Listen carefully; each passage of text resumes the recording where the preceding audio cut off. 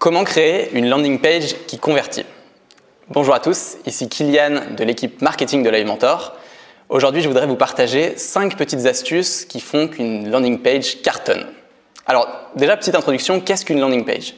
Une landing page, à la différence d'une page de votre site internet normal, c'est une page qui est construite pour convertir quelqu'un, c'est-à-dire obtenir son contact.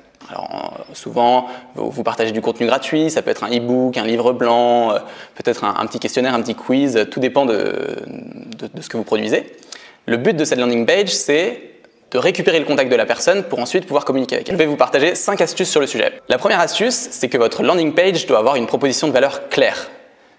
La proposition de valeur, c'est lorsque quelqu'un se rend sur votre page, il doit voir très clairement en 5 secondes ce qui concerne votre page ou ce que vous proposez comme service ou comme produit. Ça doit être renforcé avec un sous-titre. Souvent, vous mettez ce qu'on appelle une headline, un grand titre, et ensuite un petit sous-titre de renforcement. Votre proposition de valeur, elle doit être claire. C'est-à-dire, quand la personne se rend sur votre page, elle doit se dire immédiatement de quoi il s'agit, pourquoi ça m'intéresse et pourquoi j'ai envie de laisser mon contact. Elle doit être renforcée ensuite avec un sous-titre. C'est souvent quelque chose qui renforce, une explication peut-être complémentaire à votre titre qui donne envie aux gens de convertir. Un troisième point qui est essentiel, et ça c'est peut-être le cas sur toute votre page, c'est qu'elle doit attiser la curiosité. Il doit y avoir un petit côté mystérieux, les gens doivent se demander qu'est-ce que je peux avoir derrière. Et quand vous avez cette curiosité que vous essayez de mettre dans tout votre texte, c'est là où ça va vous permettre de récupérer le contact des personnes. Et le troisième point, c'est dans votre page, vous devez avoir un récapitulatif des points clés, les points essentiels qui font que les gens ont envie de laisser leur adresse mail et d'échanger avec vous par la suite. Ma deuxième astuce, c'est il faut que vous ayez un maximum d'avis de vos utilisateurs sur la page. Alors, les meilleurs avis, ceux qui cartonnent, en général, les trucs, ceux qu'on aime, c'est ceux qui montrent comment votre offre a répondu à un problème d'un autre client. Donc par exemple, vous prenez, par exemple pour nous, LiveMentor, ce serait un de nos élèves qui explique comment LiveMentor l'a aidé sur un point en spécifique de sa stratégie marketing. La deuxième chose, c'est qu'il faut qu'ils soient nombreux. Ça montre que vous avez plusieurs expériences, plusieurs personnes qui ont aimé ce que vous faites.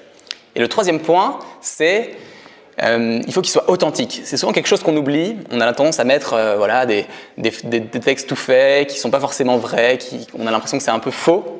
Alors, un conseil que je vous donne, c'est soyez authentique, prenez presque directement des captures d'écran de mails qu'on vous a envoyés, de commentaires qui ont été faits sur votre groupe. Et c'est ça qui va vous permettre d'avoir vraiment ce qu'on appelle la social proof, c'est-à-dire la preuve sociale que votre offre est vraiment quelque chose d'intéressant. Et ça va être super impactant pour votre landing page. Un outil qu'on utilise par exemple chez LiveMentor qu'on adore, c'est Trustpilot. Trustpilot, c'est un site qui vous permet de récolter des avis de vos clients, de vos utilisateurs, de vos élèves, etc., et de les rassembler sur une même plateforme pour que ce soit vraiment un lieu central sur lequel vous récoltez vos avis. Donc, c'est un outil que je vous conseille d'utiliser qui est vraiment super bien fait. La troisième chose pour augmenter la conversion de votre landing page, c'est de limiter au maximum la friction dans le formulaire. Alors, je m'explique.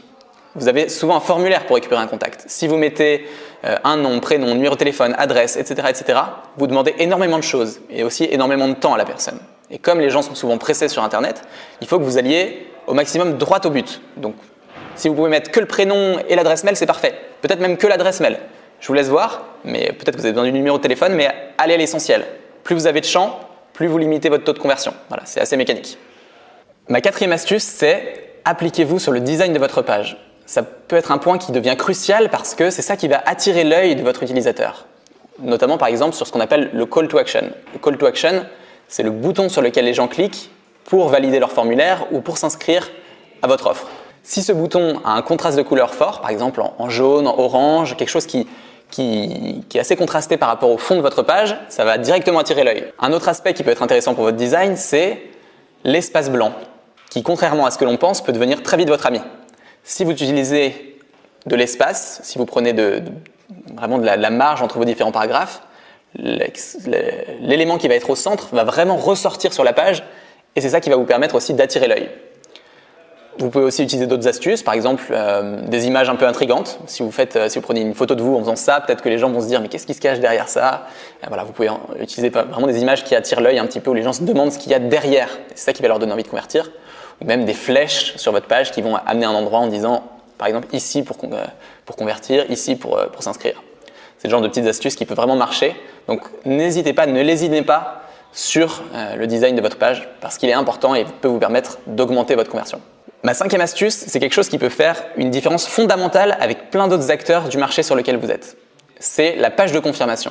La page de confirmation, si vous l'utilisez à bon escient, vous pouvez faire une différence massive dans la tête des gens qui se sont inscrits à votre offre ou à votre service. C'est le moment où vous avez toute l'attention des gens qui viennent de s'inscrire à votre offre. Donc c'est parfait pour leur demander de vous suivre sur les réseaux sociaux. C'est peut-être le bon moment pour tenter d'excéder leurs attentes. Peut-être que vous pouvez leur proposer un contenu additionnel, un article de blog, peut-être un e-book que vous leur donnez gratuitement, tout ce genre, ou peut-être une astuce complémentaire. Et c'est le genre de truc qui va vous permettre de vraiment se dire « waouh ». Ils vont se dire c'est le moment, c'est vraiment des gens qui sont intéressants parce qu'ils font le petit pas supplémentaire.